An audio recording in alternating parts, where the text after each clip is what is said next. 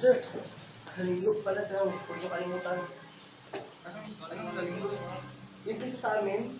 Ay, yung pyesa sa inyo. Sige, bigay mo sa kalimutan. Huwag kalimutan na.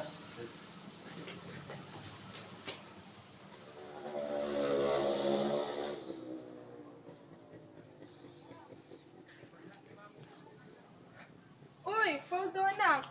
Wala pa ba ang mga bisita mo? Wala pa po na eh.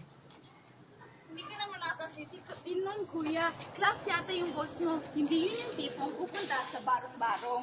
Uy, huwag kang sumali sa usalang matatanda, ha? Sayang yung perang pinambili mo ng beer. Sana, 4 kantos na ang binili mo. Tayo-tayo rin naman ang iinom eh. Ano ba? Ako niluluko mo. Oh, ikaw anak, hindi ka pa kumakain. Tapos na kaming lahat. Kumakain lang ako eh. Bakit tayo kumuha ng plato, tumupo ng maayos na hindi ka may patso? Sige na, sa daming kanin dyan. Hold on na. Oh, nandito na yung mga pagkayong bisita mo pag dumating sila ha. Bonay! Pondo, mga bisita mo! Oh, ito na daw. Eto na! Opo! Okay na ako kayo! Lagi mo kami dito. Ito lang po, Lagi mo dito. na, sundin mo. Marisa, samahan mo nga mga bisita ng kuya mo. Magandang umaga po.